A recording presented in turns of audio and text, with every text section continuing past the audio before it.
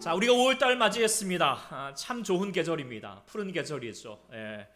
밖에 나가 보니까 너무 좋습니다. 마음이 설레고요, 마음이 치유되는 것만 같습니다. 그래서 이번 주간에 이렇게 우리 이렇게 거제도에 외도하고 왔습니다. 네, 배 타고 외도 다녀왔습니다. 가보신 분이 있는지 모르겠지만 가보니까 저도 거의 한 20년 만에 간 것 같은데요. 정말 예쁘게 꾸며져 있는 정원, 그곳에 꽃들 한참 이렇게 피어 있고 햇살이 돋아나 있는 모습을 보니까 정말 외도하고 싶은 거예요. 자연에게 외도하고 싶은 마음이 막 들렸습니다. 여러분들도 다음에 여러분들과 함께 외도 한번 가보셨으면 좋겠다라는 생각도 갖게 되었습니다. 어쨌든 우리가 밖에 나가면 이 참 좋은 계절에 마음이 즐거워지는데, 정말 제가 여러분들에게 바라고 원하는 것은 밖에뿐만 아니라 안에 가도 참 즐거워졌으면 좋겠습니다. 설레었으면 좋겠습니다. 그 안이 어디 아니냐? 바로 집 안에 들어갈 때 그런 마음이었으면 참 좋겠다는 마음입니다. 왜냐하면 우리가 어쩔 때는 그렇습니다. 집 안에 들어가기 전에 우리가 좀 뭔가 전장에 나가는 것처럼 뭔가 각오를 해야 될 것 같고 한숨을 쉬길 때도 있고, 또 많은 가정들이 가정이 그저 그냥 잠만 자고 가지요. 여관처럼 그렇게 하는 가정들도 참 많이 있습니다. 이번 주간에 우리의 마음을, 또 제 마음을 참 많이 안타깝게 했던 그 기사가 있습니다. 제목만 들어도 참 마음이 안타깝습니다. 친아빠는 학대, 새아빠는 성추행, 끔찍했던 짧은 삶. 어떤 내용인지 아시죠? 13살의 어린 여학생이 아빠랑 있을 때에는 그렇게 폭력 가운데에서 어려움 가운데 있다가, 그래서 좀 더 쉴 곳을 좀 찾고자 해서 재혼한 엄마를 따라서 갔는데 그 새아빠에게는 성추행을 당하고, 그래서 그것을 신고하였다가 이제는 의붓 아버지에게 살해를 당하게 되었던 그 아이의 모습을 생각하면 너무 안타깝습니다. 이 아이에게는 가정이 아마 지옥 같았을 것 같다 생각하게 됩니다.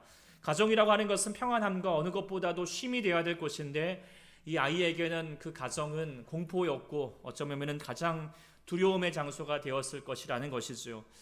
그런데 이런 아이의 모습이 이 한 아이의 모습만 있는 것이 아니라 많은 가정의 사람들, 아이들이 이런 어려움을 겪고 있다라고 하는 것이 부정할 수 없는 사실입니다.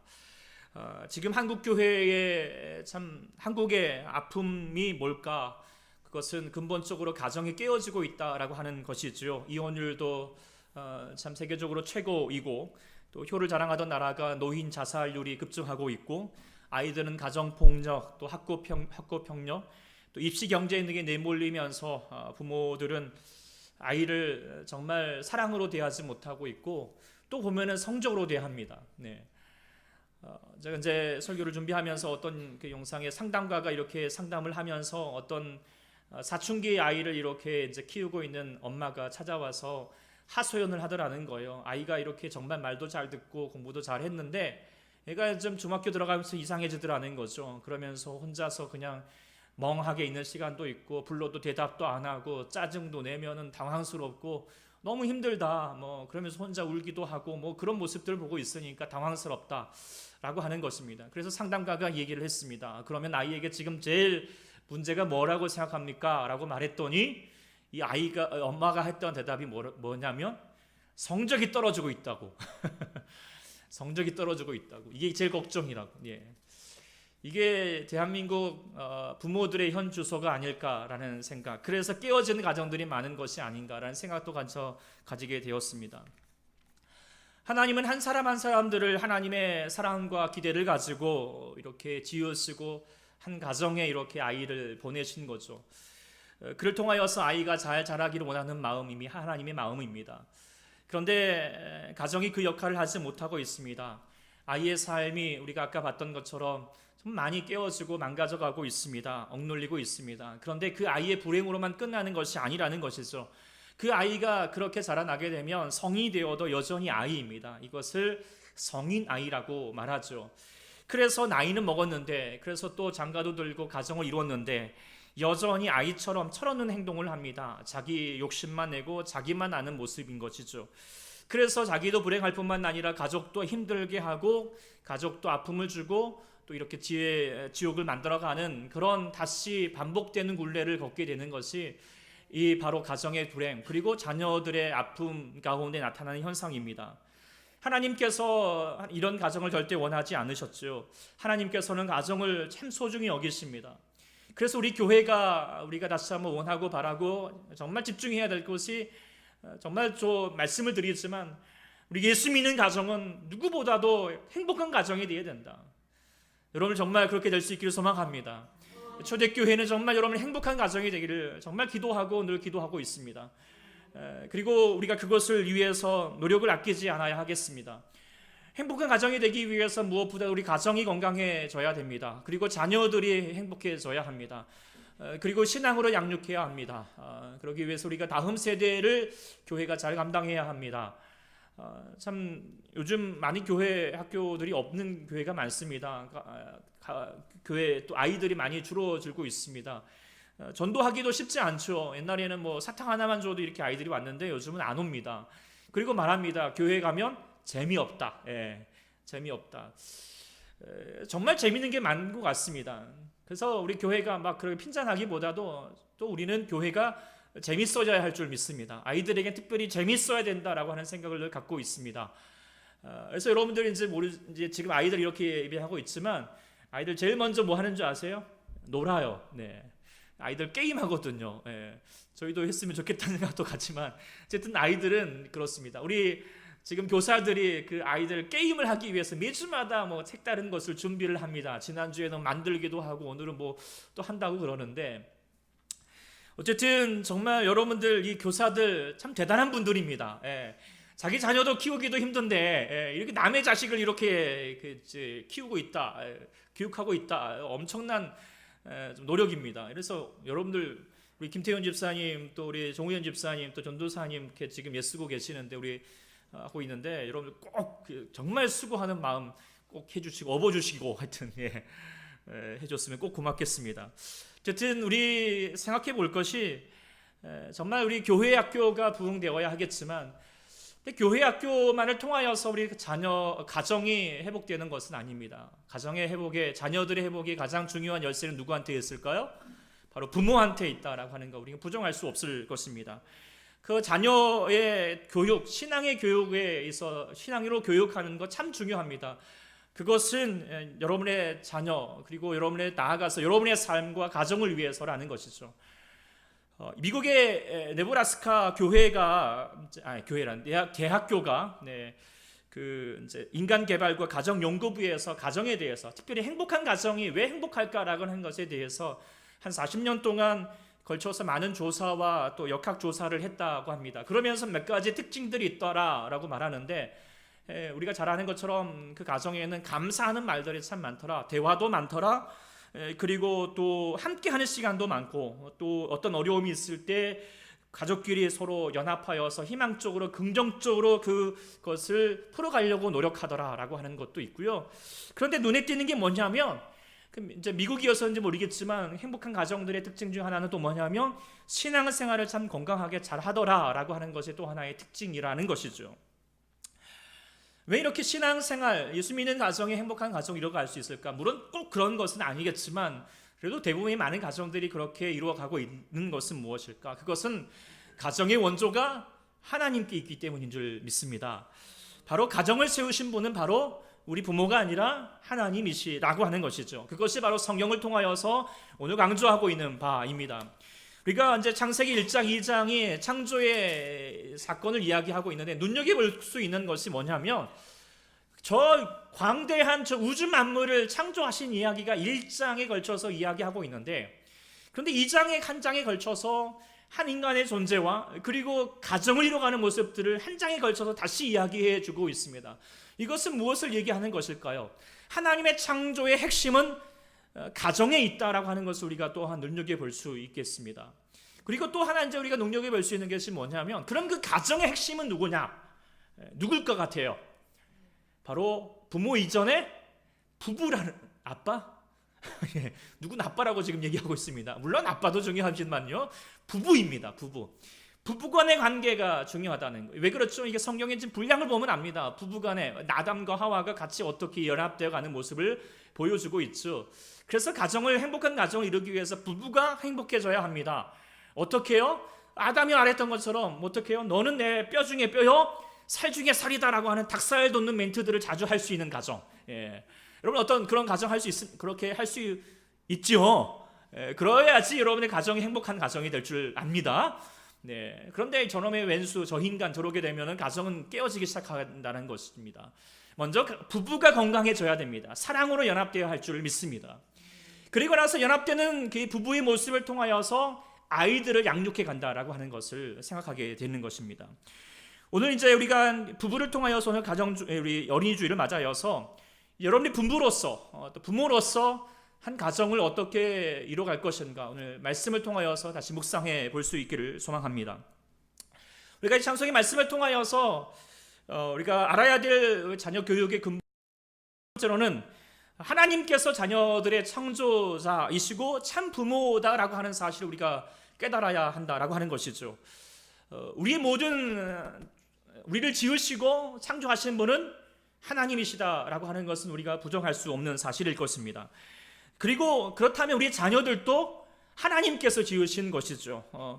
자칫 우리가 자녀들을 나의 것, 나의 소유라고 잘못 생각해서 자식을 내 마음대로 하려고 하는 우를 범할 때가 있습니다.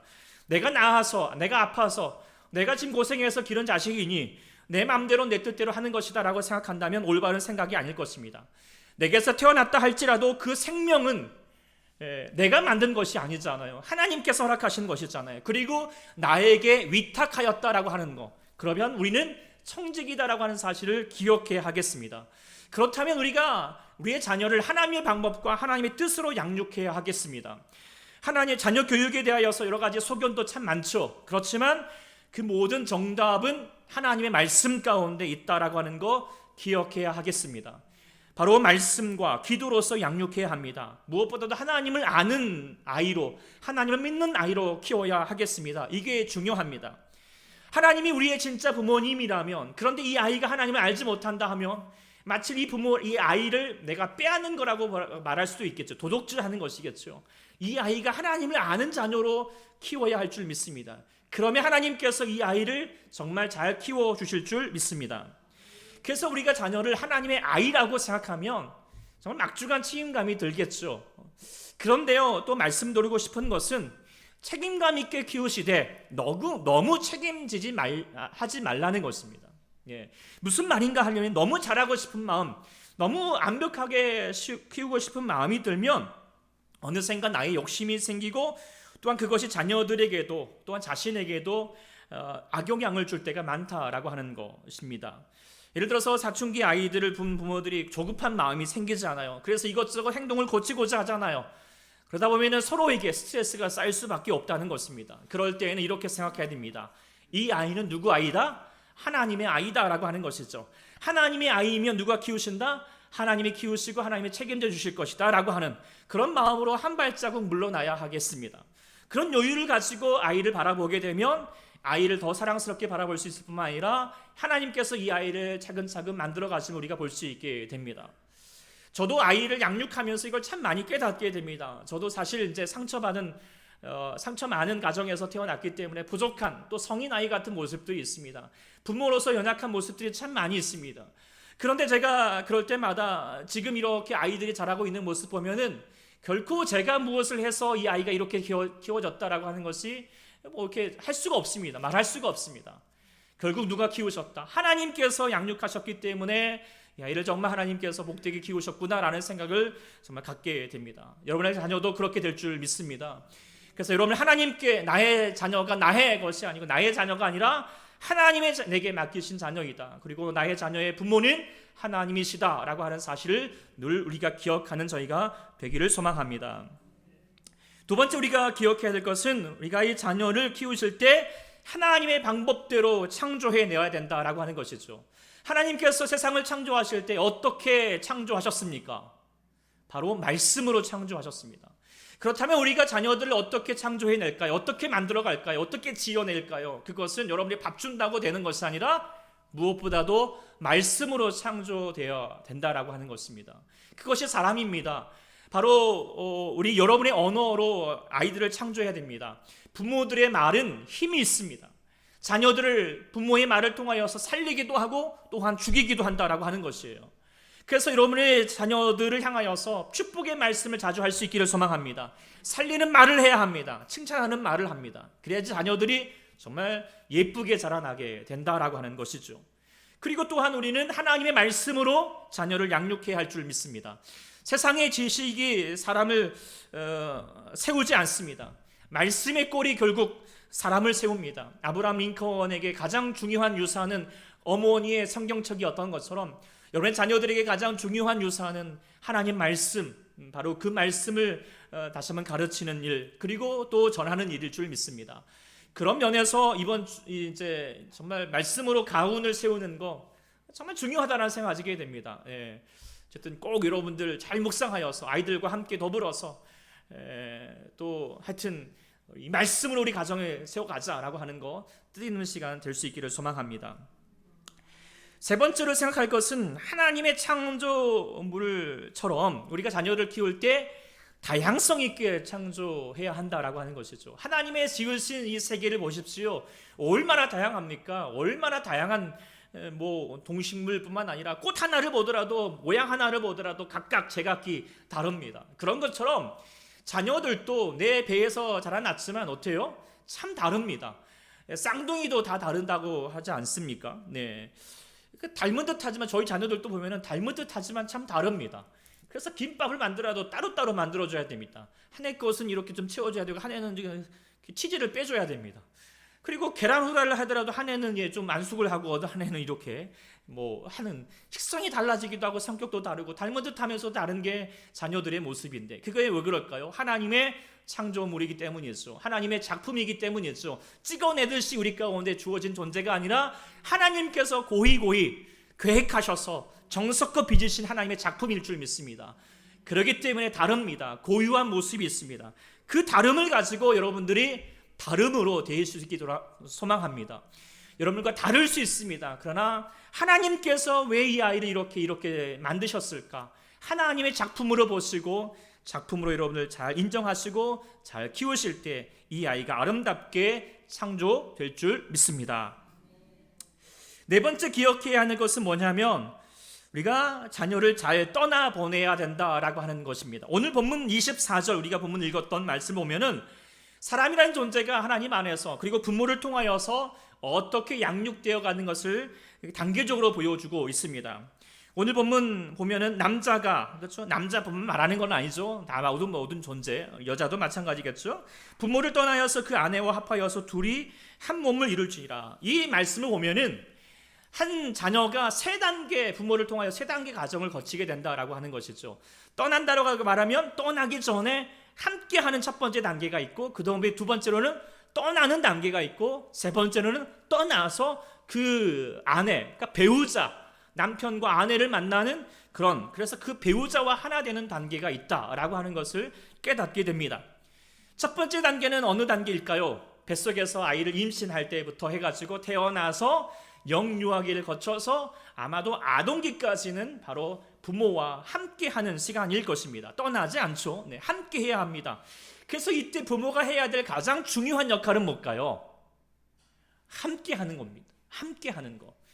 네, 엄마 아빠가 무엇보다 내가 너와 함께 있다. 내 옆에 있다. 너를 지키고 있다. 네, 너를 보호하고 있다. 너를 지지해주고 있다. 그래서 너는 혼자가 아니다. 부모가 있다라고 하는 거. 그래서 자주를 부모가 안아줘야 된다고 합니다. 보듬어줘야 된다라고 합니다. 네. 이것을 뭐라고 말하면 애착관계라고 말합니다.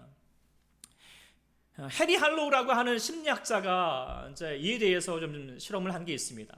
어린 이제 아기 원숭이를 가지고 실험을 했는데 아기 원숭이에게 두 곳을 이제 인형을 만들어 하나는 철사로서 인형을 만들어 놓고 거기다가 우유병을 이렇게 만들어 놨어요. 그리고 하나는 그냥 아무것도 없이 그냥 헝겊으로만 이렇게 이제 엄마 인형 모양을 만들어줬어요. 그랬더니 이렇게 관찰해 봤는데, 아이가 이제 배고플 때는 당연히 이렇게 철사 엄마를 찾아갔는데, 그런데 대부분의 시간들은 누구랑 있냐면 바로 헝겊 엄마랑 같이 있더라는 거죠. 그리고 뭔가 좀 위협이 닥치면 찾아가는 곳이 어딜까요? 바로 헝겊 엄마를 찾아가더라는 거죠. 그리고 헝겊 엄마를 빼앗으려고 하니까 어떻게 해요? 불안해하고 분리장애가 일어나면서 손가락을 빨고 그런 모습들이 있더라는 것이죠. 이런 것처럼 사람도 더 마찬가지입니다. 사람이라는 존재가 자녀에게 가장 중요한 것은 뭔가, 특별히 이 함께 해야 될 시기에 더 중요한 것은 많은 것을 제공해 주는 것보다 더 중요한 건 뭘까요? 함께 있는 거라는 거죠. 정서적인 따뜻함과 친밀함이, 이게 더 중요하다는 것을 우리가 깨닫게 됩니다. 그래서 자녀들에게 여러분들 더 많은 걸 주기 위해서 돈 버느라고 수고하시지만, 많이 쓰시지만, 그래도 더 중요한 것은 함께 하는 거, 참 더 중요하다는 것을 여러분 피곤하시더라도 아빠들 엄마들 아이들과 함께 하는 시간 꼭 가질 수 있기를 소망합니다. 특별히 좋은 시간들 지금 연휴를 통하여서 갖게 되는데, 이렇게 아이와 함께 하는 시간들을 통하여서 건강한 애착관계가 형성이 되면 비로소 아이는 떠날 수 있게 됩니다. 건강하게 잘 떠날 수 있게 되죠. 그래서 두 번째 단계로 넘어가게 된다라고 하는 것이죠. 그러면서 두 번째, 아이가 부모를 떠나게 됩니다. 언제부터 떠나게 될까요? 20살? 20살 떠났나요? 상당히 늦게 떠났네요. 대부분이 청소년기, 바로 사춘기 때부터 떠나기 시작을 합니다. 그래서 사실 이제 이 떠날 때 아이도 힘들지만 엄마도 힘들잖아요. 첫 번째 아이와 함께 있는 시간에는 체력적으로 많이 힘들지만, 이 두 번째 단계 떠나 보내는 시기가 되면 어디가 힘들죠? 마음이 힘들어요. 아주 그냥 심리적으로, 아주 그냥 이 정신적으로 아주 힘들죠. 세상을 살다 보면은 이해할 수 없는 부류의 두 부류의 인간이 있는 것 같습니다. 때로는 저에게 뭐 그런 것 같지만, 어쨌든 뭐 첫 번째 부류는 여자입니다. 여자는 도대체 이해할 듯 하지만 이해 못하는 게 여자인 것 같습니다. 가끔 그런 말 하잖아요. 뭐 다음 생애가 다시 태어나도 이 여자와 살겠냐고. 남자들이 대부분 그냥 살겠습니다, 이 여자를 만나겠습니다. 왜 그럴까 생각해 보니까, 한 여자도 이해하기 너무 힘든데 다른 여자를 만나서 어떻게 이해하고 사느냐, 이런 게 생각이 드니까 그런 것 같다는 생각 가지게 됩니다. 한 길 속은 몰라도 한 길 속은 알아도 사람 속은 모른다 하지만 여자의 마음은 더 모를 것 같다라는 생각이죠. 이해하다가 아주 미칠 것 같은 거죠. 그런데 또 하나의 이해할 수 없는 부류의 인간, 누굴까요? 사춘기 아이입니다. 사춘기 아이는 도대체 이해할 수가 없습니다. 도대체 어떻게 대해야 될지. 그래서 사춘기를 겪고 있는 자녀를 대하고 있는 부모들은 늘 항상 멘붕이죠. 그래서 사춘기를 키우고 있으면서 내 아이가 정말 맞나, 이게 도대체 예측할 수가 없습니다. 그런 면에서 봤을 때 저는 참 이해심이 많은 사람이죠. 이 두 부류의 인간과 늘 살고 있기 때문에 하여튼 뭐 많이 그런 것 같습니다. 어쨌든 그런데요. 어쨌든 이 사춘기 아이들이 왜 그렇게 당황스러운 행동, 이해하지 못할 행동들을 하게 될 것인가? 그래서 우리는 보통 뭐라잖아요. 사춘기 아이들은 이유 없는 반항이다라고 말하지만 사실 이유가 없는 게 아닙니다. 그리고 반항하는 건 더더욱 아닙니다. 무엇이죠? 바로 오늘 성경을 통하여서 볼 수 있는 것은 아이가 지금 부모를 떠나고 있다라고 하는 것에 대한 바로 메시지인 것이죠. 그것을 말해주고 싶은 거예요. 하나님, 이제 엄마, 아빠, 나 이제 떠날 때가 된 거예요. 그래서 청소년들은 자기가 원하는 대로 그래서 하고 싶은 마음인데 아직 준비되지 못하는 자기의 모습 때문에 그래서 스스로 불안해하고 힘들어하고 짜증낸다라고 하는 것입니다. 집 떠나면 고생이듯이 아이가 떠나는 것은 쉬운 게 아닙니다. 불안과 두려움이 동반할 수밖에 없습니다. 아이도 힘듭니다. 그렇지만 부모도 힘듭니다. 근데 그렇지만 부모가 잘 준비해야 합니다. 떠나보낼 준비를 해야 한다라고 하는 것이죠. 유진 피터슨이라고 하는 영성가가 이렇게 말을 했습니다. 사춘기는 부모에게 아주 중요한 선물이라고. 이게 뭔 선물이냐고 그렇게 말하겠지만 선물입니다. 왜냐하면 부모들이 본인도 모르게 아이를 키우다 보면은 하나님의 뜻대로 키우는 것이 아니라 자기의 욕심으로 키울 때가 많지만, 비로소 사춘기 때가 되어서 어떻게 하죠? 내려놓게 하는 것입니다. 내려놓는 시기가 되고, 그리고 또한 부모도 이 사춘기를 통하여서 부모도, 아이도 크지만 부모도 큰다, 부모도 성장하는 시기가 된다라고 하는 거, 저도 많이 이렇게 경험하게 되었습니다.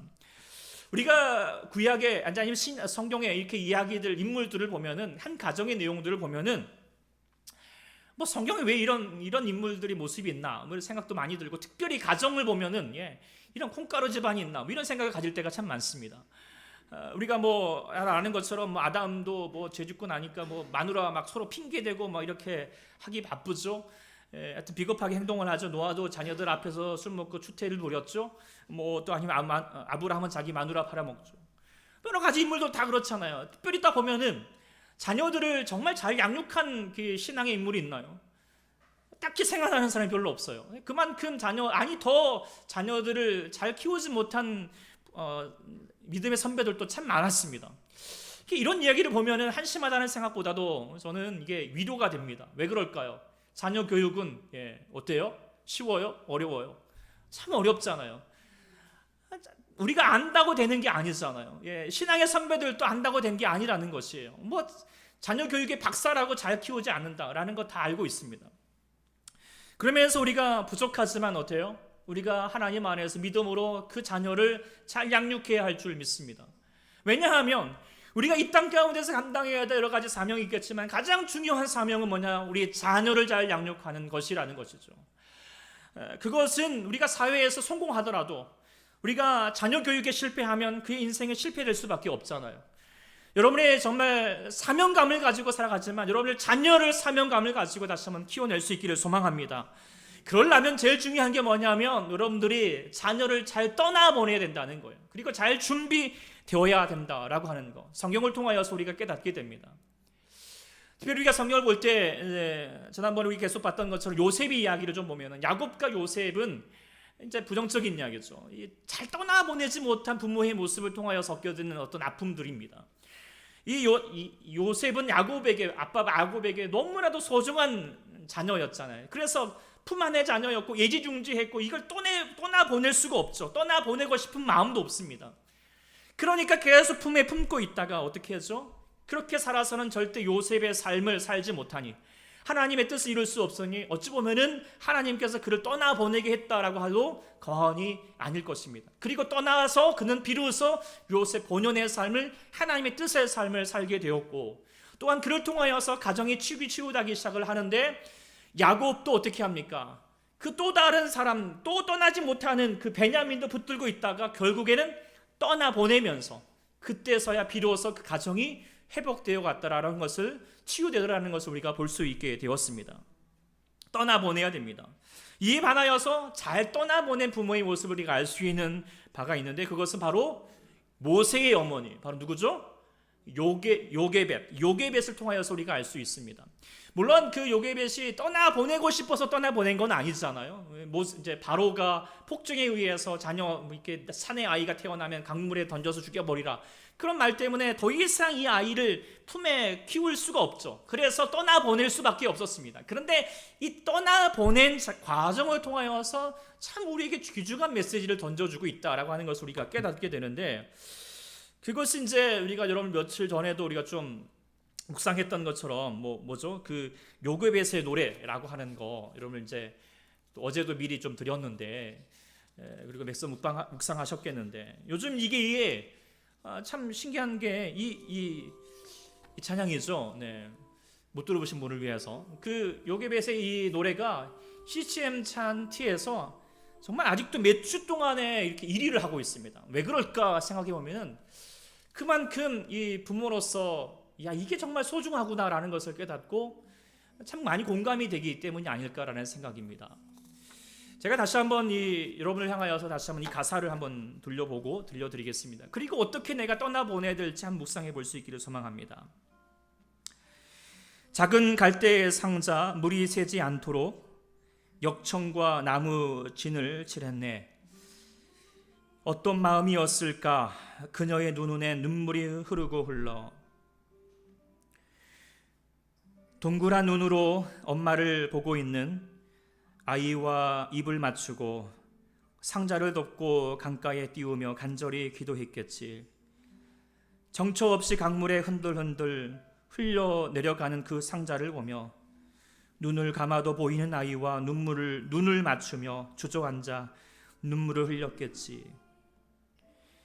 너의 참 주인, 너의 참 부모이신 하나님 그 손에 너의 삶을 맡긴다. 너의 삶의 참 주인, 너를 이끄시는 주 하나님 그 손에 너의 삶을 드린다. 요게벳은 우리가 자녀를 어떻게 떠나보내야 할지 잘 알려주는 것 같습니다. 떠나보냄이 그의 인생, 더 나아가서 하나님의 놀라운 가족을 이룰 그 기적과 같은 일이 일어난다라고 하는 것을 이 요셉과 요게벳과 모세를 통하여서 알려주고 있습니다.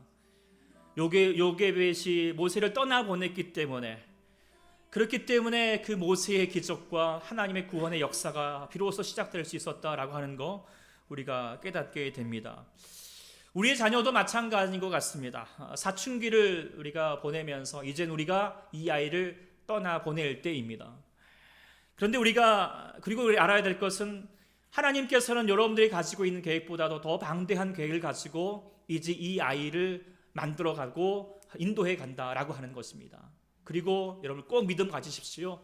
여러분이 자녀를 사랑하는 것보다도 우리 하나님은 자녀를 더 사랑하실 줄 믿습니다.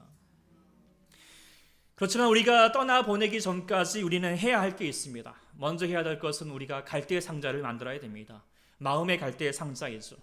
신앙과 그리고 기도와 말씀의 갈대로 한 올 한 올 잘 섞어서 사랑이라고 하는 나무의 진으로 칠을 해줘야 합니다. 그래야지 세상의 풍파와 어려움 속에도 흔들리지 않고 그 가운데 침몰되지 않고 그래서 든든하게 설 수 있기 때문입니다. 그래서 그 자녀를 하나님 여러분을 기도함을 통하여서 마음과 인격으로 만들어야 할 줄 믿습니다. 그리고 정말 중요한 것은 기도하는 것이죠. 왜 기도해야 될까요? 바로 우리 자녀는 내 자녀가 아니라 하나님께서 이루셔야 될 자녀이기 때문입니다. 오늘 본문 시편 127편 1절에서 아주 중요한 사실 우리 가운데 말하고 있습니다. 여호와께서 가정입니다. 집을 세우지 아니하시면 세우는 자의 수고가 헛되며 여호와께서 성을 지키지 아니하시면 파수꾼의 깨어 있음이 헛되도다. 우리의 모든 수고도 참 중요하지만 더 중요한 것은 하나님께서 세워주셔야 된다라고 하는 것입니다. 우리가 부모로서도 마찬가지인 것 같습니다. 부모도 완전하지 않습니다. 부모가 배운 법을 우리가 학교에서 배운 적도 없고 배운다고 해서도 배운 것이 잘 되는 것도 아니지 않습니까? 부모라고 하는 것이 이론으로 되는 것이 아니고 부딪혀 살아야 되기 때문에 우리는 늘 항상 부족합니다. 따라서 부모도 부모가 필요한 것 같습니다. 온전하고 우리에게 완전한 도움을 주시는 존재가 필요하죠. 바로 그분은 하늘 아버지이신 줄 압니다. 그래서 우리는 기도해야 합니다. 자녀로서 양육해야 합니다. 첫째도 기도이고 둘째도 기도입니다. 자녀 양육에 있어서 기도보다도 중요한 것은 없는 것 같습니다. 기도를 통하여서 성경에서 원리를 찾고 또 묵상하고 하나님의 음성을 듣고 그 자녀를 양육해야 하겠습니다. 우리가 때로는 자녀를 행하여 가면서 우리의 감정이 먼저 앞설 때가 많고 우리의 말이 앞설 때가 많습니다. 그러나 그때마다 우리가 먼저 그 말과 감정을 내려놓고 하나님께 기도하면 이 아이가 하나님의 아이가 되어갈 뿐만 아니라 우리 안에도 참된 평안이 찾아오게 된다라고 하는 것이죠. 그러면서 우리가 늘 기도해야 하겠습니다. 너의 참 주인이시고 너의 참 부모이신 하나님, 그 손에 너의 삶을 맡긴다. 너의 삶의 참 주인, 너를 이끄시는 주 하나님, 그 손에 너의 삶을 드린다. 이 기도를 하나님 반드시 들으시고 응답하실 줄 믿습니다. 그리하면 오늘 시편에 말씀하는 것처럼 3절에 보라, 자식들은 여호와의 기업이요 태의 열매는 그의 상급이로다. 자식은 상급이도다. 아멘. 이 말씀이 우리 가운데 들려줄 수 있기를 소망합니다. 그리고 이것을 인지하는 것이 참 중요합니다. 자녀를 대하면서 우리가 어떻게 자녀를 바라보느냐, 상대방을 어떻게 바라보느냐 참 중요합니다. 그래서 말 없는 말이 더 강할 때가 참 많잖아요. 그런데 우리가 때로는 살다 보면서 자녀가 말을 안 듣고 어쩌면 그렇게 미운지만 골라 하면 이것 다시 집어넣을 수도 없고 그런 생각도 가지고 그냥 미운 눈만 그렇게 보고 있으면 아이도 어떻게 해요? 더 상처를 받을 수밖에 없겠지요. 그러나 그때마다 우리 마음 가운데 하나님 기도하면서 되새깁시다. 이 아이는 바로 하나님께서 내게 주시는 상급이다, 선물이다.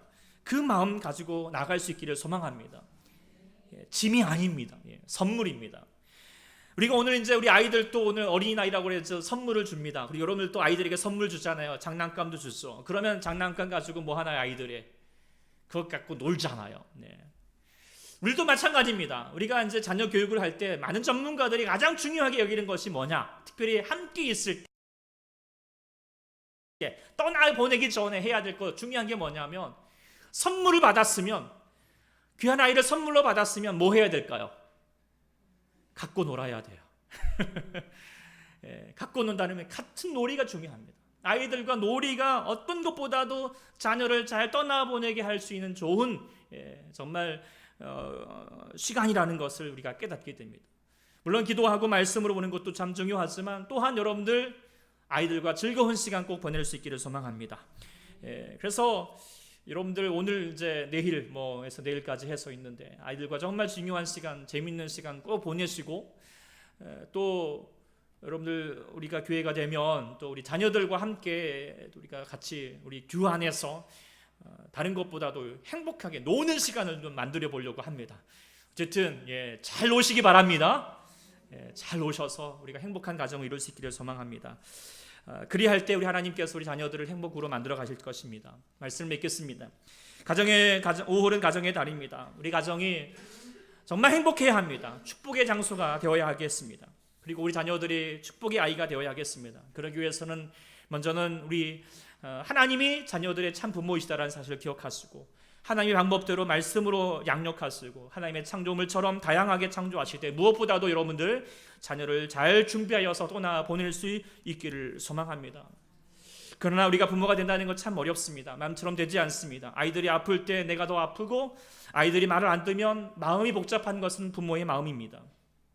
아이들 앞에 있으면 늘 나약하고 부족하게 여기고 죄인처럼 여겨지는 것이 부모의 마음이겠죠. 그러나 우리가 다시 한번 그때마다 기도할 수 있기를 소망합니다. 우리의 참 부모이시고 우리 아이들의 참 부모이시고 참 주인이신 하나님 그분께 맡겨드리시기를 소망합니다. 그러면 이 아이들이 우리 가운데 어떤 것보다도 내게 주시는 참된 선물이고 상급이 될 줄 믿습니다. 그러니까 자녀를 통하여서 기쁨과 삶의 보람과 하나님의 사랑을 누릴 수 있는 우리 모든 참된 부모 여러분들 될 수 있기를 간절히 축원합니다. 기도하겠습니다. 사랑의 주 하나님 아버지, 오늘 또 우리 주님께서 우리 가운데 우리에게 귀한 삶을 허락하시고 무엇보다도 부모가 되게 하심을 감사합니다. 이 부모를 통하여서 우리가 부모됨을 통하여서 우리에게 자녀를 허락하셨사온데 우리의 정말 이 자녀를 하나님의 아이로 정말 행복한 아이로 또 정말 우리에게 기쁨이 될 수 있는 아이로 잘 양육할 수 있도록 우리 사랑하는 성도들에게 지혜를 주시고 사랑을 주시고 하나님의 은혜를 더하여 주시옵소서. 예수님의 이름으로 간절히 기도드립니다.